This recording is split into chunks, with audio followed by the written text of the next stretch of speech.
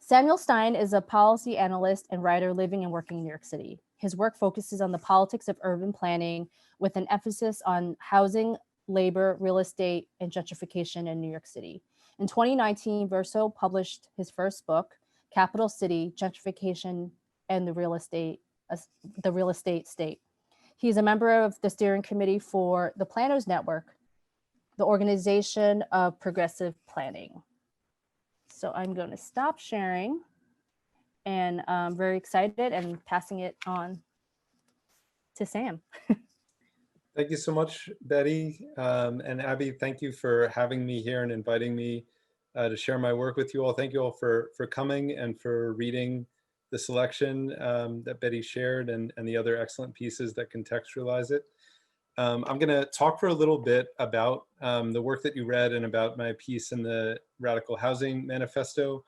And then I'm going to pass it back to Betty, who's going to set us up for smaller group discussions where we'll be able to really get into it. So the work that was shared was under the headline "Why Gentrification," but it's almost all of the second chapter in my book, Capital City. And since, if you read it, you're sort of starting in the middle, I thought I could go through the introduction that sets up the framework for the book and for what's in that chapter. And then I can maybe quickly summarize it in case everyone didn't get to read all of it. And then I'll talk a little bit about the piece in the Radical Housing Manifesto. And I won't take too long doing any of it, I promise. So I'll start with a kind of picture that I paint in the beginning of the book. It's pretty much universally recognized that there's a housing crisis in cities across the United States and really across the world. In the US at this point, or let me caveat, basically everything I say is going to be pre-pandemic. A lot has changed since then. And as Betty said, in some places gentrification is accelerating.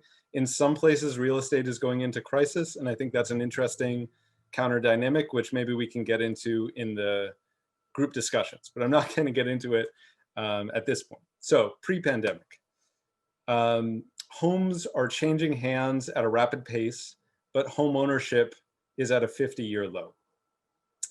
In 2016, which was the most recent data when I was writing the book, a record 37% of home sales were made to absentee investors, people who are not going to live in those homes but rent them out for profit. Some of those were, what are sort of euphemistically and in strangely gendered language called mom and pop landlords. But the vast majority are hedge funds and private equity firms like Blackstone, which is now the world's largest landlord, and really accelerated after the 2008 foreclosure crisis. So the rate of renting is rising. At the same time, rents themselves are rising.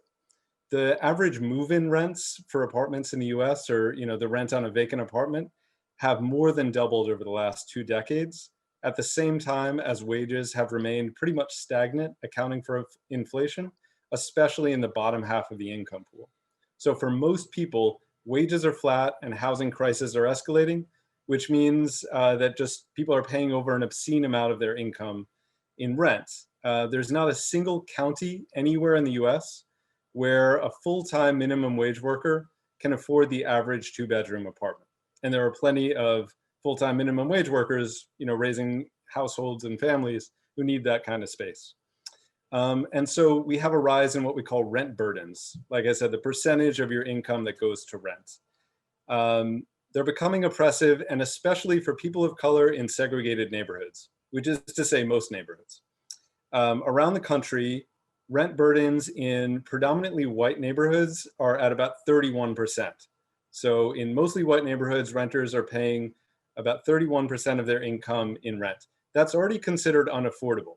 30% is sort of the cap at what we say is an affordable rent. That's already kind of high, but that's what we say. So in predominantly white neighborhoods, it's 31%. In predominantly Black neighborhoods, the average rent burden is 44%.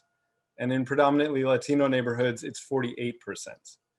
And in New York City, every single month, about 2 million people pass a majority of their income to their landlord. So you can imagine that as like a gigantic cash transfer from the boss class to the landlord class that the tenant only gets to keep for 30 days of the month. So with wages flat and housing costs going up, we're also seeing a rise in homelessness in New York City and many other cities. In New York, pre-COVID, we were at pretty much record homelessness rates that really escalated under Bloomberg and didn't stop under de Blasio. We think about 15,000 more people became homeless just during the de Blasio administration. About 79,000 homeless people, considering kind of all types, which is a really tremendous number.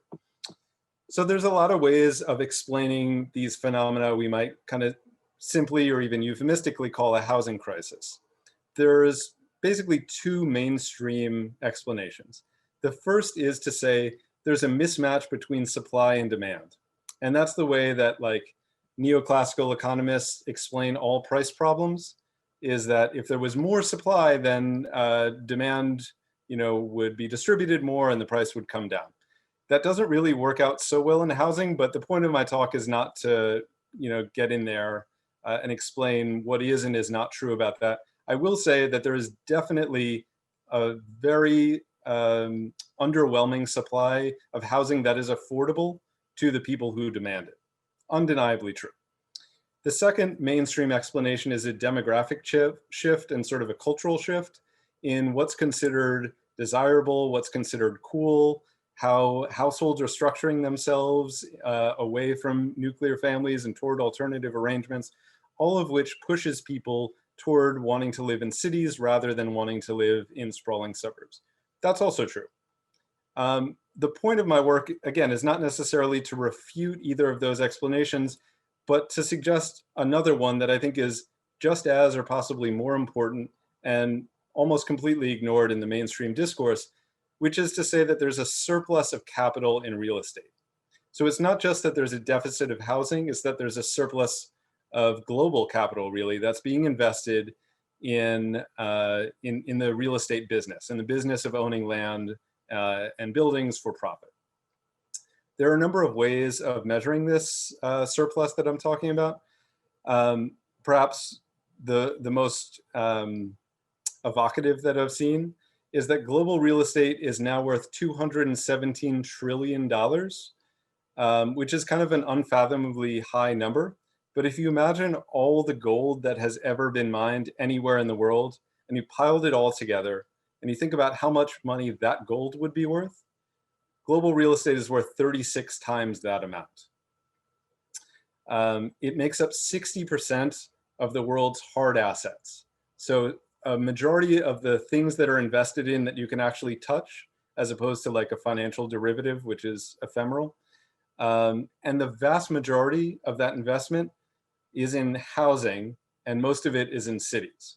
So there's been other times in the history of capitalism when that much money has been invested in real estate, but it was usually for agricultural and industrial purposes more than it was for housing. This is a unique moment in the history of capitalism when a majority of the world's wealth is invested in urban housing. And so when that much money is put into our homes, basically, and the prospect of our homes becoming more expensive, it's really no coincidence and no shock that we would see the kinds of trends that I described earlier. Housing becoming increasingly unaffordable, increasingly profitable for those who own it, and yet fewer people owning that asset. There's a number of reasons why capital is converging on land and buildings. We've had in the US a really long period of financial deregulation, which made it easier to kind of play financial games with urban real estate. We've seen massive urbanization programs in various countries which have become almost magnets of capital. China, for example, built more just since the 2008 crisis than many cities had ever built in terms of residential dwelling units. The United Arab Emirates, of course, is also having this real estate boom, and that's attracting global capital into real estate. We've also seen a proliferation of private equity funds that are scouring the globe for what they describe as undervalued investment opportunities, and they're finding them in working class neighborhoods, and often in types of housing that are kept below market that they think they can bring out of regulatory agreements, like rent stabilization or Mitchell-Lama in New York. We've also seen just an extreme economic polarization around the world, with the rich getting richer and the poor getting poorer. And as those rich get richer, they need something to do with their money. And many people are finding that they want to diversify internationally. So they might be concerned that their money will be taxed in their home country, or they might think, well, I'm not going to invest all of it in one place because what if this economy goes belly up? So they spread it out and then buy real estate all over the world or all over the country. Basically, if you take all of this together, what you see is a long-term decline in the rate of profit in other types of investment, in classic industry, at the same time as you see rising rates of return on capital gains, the money that you make off of simply owning a thing. And it's kind of not a coincidence that at the same time as you've seen this real estate boom, you've also seen an art boom. And fine art is another way that very rich people and investors kind of put their money into something else to hold it for a while, both for status reasons and as a way of making money off of reselling the object. So we've seen the same phenomenon play out in a few different asset classes. So if we view gentrification and the housing crisis in this light, we see that the force behind the trends I talked about earlier, is the growing centrality of urban real estate to capital's global growth strategy. So the way that capital globally seeks to reproduce itself, to turn money into more money. Through that process, the price of land becomes a central economic determinant in cities. So cities become simply too expensive for all sorts of economic and cultural activity, and only prioritize a certain kind of economic and cultural activity. And the price of land becomes a dominant political issue, both for people like us who are concerned about the cost of housing being too high, and for the people benefiting from this, trying to make that price of housing go up even more. The term gentrification, which used to be kind of an abstract or academic term, is used all over the place by everybody because it's a universally recognized phenomenon. We see housing, becoming a globally traded financial asset, which then creates the conditions for synchronized crashes and bubbles, both of which are really perilous for tenants and for workers alike.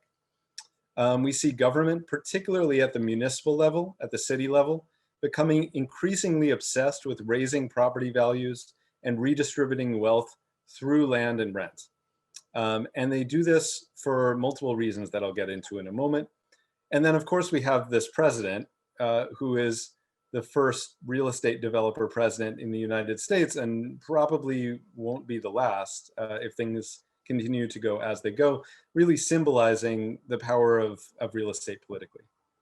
So if you take all that together, we get what I'm calling the rise of the real estate state, which is kind of like the way people talk about other forms of, the carceral state, to talk about prisons and policing in the way that it's weaved into government, the welfare state to talk about the provision of or redistribution of wealth, and at the same time as social control as a government function.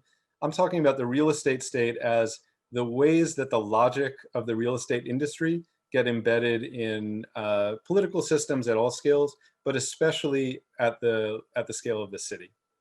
So this isn't a new thing, and nor is it all encompassing. It's not like the only thing going on politically is real estate interests, but it's gained an outsized degree of power, certainly in New York City, but I would argue in a whole lot of places. And it looks different in different places, right? So in some places, the real estate state is all about protecting the property rights of single family homeowners. In other places, it's about protecting the development interests of multinational development firms. But in both cases, it's about raising or maintaining property values and excluding working class people of color from central locations. And so we see real estate values rising to absurd heights at the same time as the political power of real estate capital rises to those same heights.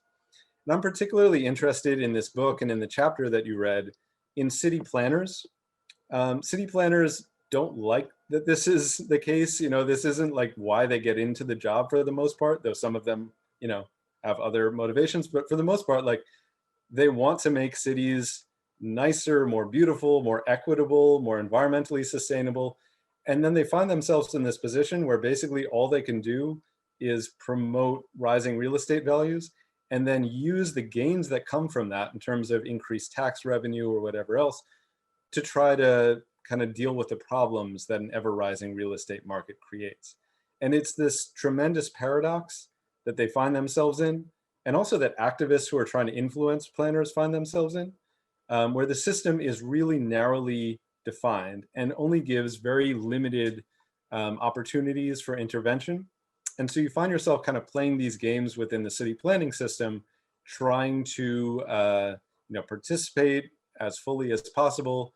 And then you might find that your work has been ignored at the end of the day in favor of some other plan, or you might find that you've convinced one group of city planners that they should either reject a developer's proposal or do something different, only to find that their power is only advisory, as in the case of the city's community boards. So I argue that planning today is defined by these kind of big idealistic dreams, but also these stultifying realities. Planners' mission is to imagine a better world, but their day-to-day work involves producing a more profitable one. And that ends up really frustrating a lot of people, from planners themselves to the activists who are trying to influence them. Ultimately, we live in a mostly private land market, which is essentially a spoil system. Whoever owns it gets to reap the benefits from it. And that's kind of obvious at the level of the single home or the single plot of land. But if you think about it on the scale of a city, it has some really perverse outcomes. So when we as a city try to make things better, when planners do the right thing and make an area more environmentally sustainable or lively, they are also inevitably making that place more desirable and increasing the interest of investors in putting their money into it for the purpose of getting more money out of it. And whoever owns the private property in the space that's getting the public investment gets to keep all those benefits at the time of sale, right? So I own, a lot in a neighborhood, and it's working class, and the neighbors have kind of kept it going through a long period of disinvestment. Suddenly, the city invests in it in a major way and adds all sorts of infrastructure and public programming, and it's really great for the residents. But now my property is worth quite a bit more than it was before because the nature of the place has changed. And so now that it's worth a little bit more, I start to raise the rent a little bit. And as I start to raise the rent a little bit, I go to my bank and say, look, my piece of property is now much more profitable than it was. You can give me, I can take on a much larger mortgage than I could before. And so I refinance. And now I have a whole lot of cash on hand that I can then use to buy up more property, or I can pocket as private wealth. Either way, all of this happened because the city invested in the place near where I own, not because I did anything to create this value in the first place. Nevertheless, I, as a private property owner, would get to keep all that benefit. That's crucial in understanding the interaction between planners and gentrification. Whether or not it is their intention, and sometimes it is, and sometimes it isn't, planners often create the conditions that allow private property owners to charge more in rents and to take in greater profits. And the system kind of reproduces itself over and over again from there. Planners are certainly not shills to real estate. They can and generally want to make spaces more beautiful, sustainable, efficient, and sociable, but without control over land, without public ownership of land, the result of their work is often higher land prices, increased rents, and ultimately displacement. So that's kind of the problem as I see it. In the first chapter after that introduction, I go through the history of planning in the US and explain how it got to be the way that it is. And I start to lay out the case that I develop further in the chapter you read, that we have to understand this rise of gentrification in the context of really macroeconomic and political changes in city life, a lot of which happened in the middle of the 20th century. So it's no coincidence that you start to see gentrification as a phenomenon in the 70s, and then picking up in the 80s and 90s, and now becoming ubiquitous in the 21st century. And a lot of that has to do with the decline of urban industry and the rise of real estate, finance, insurance, the service sector, replacing that economic activity, which has all sorts of effects on the land markets. I talk in the chapter that you read as well about the economics of gentrification, about why particular areas gentrify when they do. And there's a lot of theories about this, but the kind of most elegant one is called the rent gap theory, which says that a piece of land will undergo gentrification when a gap is exhibited between the price of that land and the price of housing on it, and the potential price that the owner could collect from it if some change were made. And if the price of making that change is less over time than the amount of benefit that you could get back from it, it's likely to happen. We call that closing the rent gap and producing gentrification. So if I can evict the long-term tenants in the building that I own, if I can get a rezoning and tear down the 3-story building and put up a 10-story building instead, if I can change an industrial building, which brings in, X rents, and change it to a residential building, which brings in X times 10 rents, then I will do so. And so it's where those rent gaps are exhibited that you're most likely to see gentrification play out. And then we can sometimes understand the role of the capitalist state as producing the opportunities for those rent gaps to expand and producing the opportunities for the owners to close the gaps and produce gentrification. I also talk in this chapter about the politics of gentrification because it's not just a kind of abstract economic phenomenon. And if we think about that change in the economic makeup of cities, moving from industrial to financial, then you also see a change in the political makeup of the city, both because wealthier people are living there and they're going to vote differently and have different interests in property, but also because the unions that are often the most important working class force are going to change. So industrial unions are going to decline, service sector unions are going to rise. Those service sector unions might actually see a benefit to their workforce in some forms of gentrification, right? They might like to see a bunch of luxury towers go up if they can be reasonably secure that the workers in those luxury towers are going to be paid well and have a union contract, because there's a lot of rent being paid in those luxury towers, which can be redistributed to the workers. So you can find these kind of new political alignments in gentrifying cities that help explain also why it happens in some places and at some times. And then talk about what specifically planners do to stoke gentrification. And that's everything from tax incentives to produce luxury development, to zoning schemes that incentivize speculative investment in real estate, to either condoning or looking the other way at certain forms of intensified policing and police brutality, which can kind of clear the way for gentrification to take place in neighborhoods that are integrated or in neighborhoods where developers are interested in moving in. And you see the police then as kind of the armed wing of the real estate state. I next talk about the ideas that are used to justify gentrification and the kind of ideological underpinning for going along with this sort of scheme, which is everything from people saying gentrification isn't actually that bad and displacement happens whether or not there's gentrification, which is a really lame excuse for promoting gentrification. If you want to say that like poverty is also bad, we know that, and nobody is arguing that people should be out in the streets because they have no money or jobs. We're looking for other models rather than disinvestment or hyperinvestment. I talk about the idea of cities' competitive advantage and them investing in real estate for that reason, seeking the highest and best use, which is a way of turning real estate valuation into a planning doctrine by saying that any piece of land should be put to its most intensive economic use at any given time. We could have an alternative idea of what the best use is, but generally by best, they mean most profitable. And so I go through a number of these sort of ideological justifications. And then finally, I talk about the way that cities and planners are coerced into gentrification, even when that's not their intention or desire. And I specifically talk about the international finance system and the role of municipal credit rating agencies, which right off the bat sounds confusing, strange, and boring. And it kind of is, but it's really important. These are the agencies, and there's really only 3 of them that matter, that rate every single city in the world by how creditworthy they are, how risky it is to invest in them by buying municipal bonds. And municipal bonds are how most cities fund most projects. They do it through debt financing.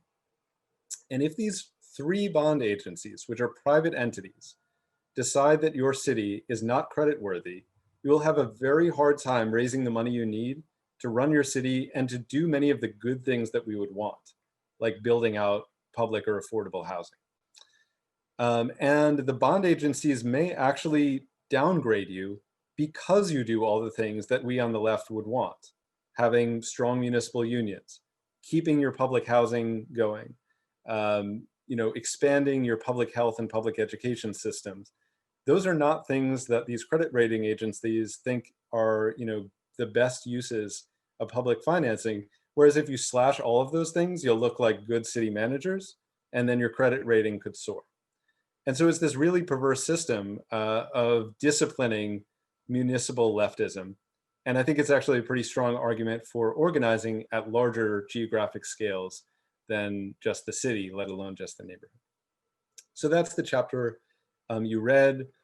I'll talk really briefly, I think I have 3 minutes left, about my contribution to the Radical Housing Manifesto. I encourage everyone to read the whole thing. It's a really excellent piece of work that Betty has edited and pulled together.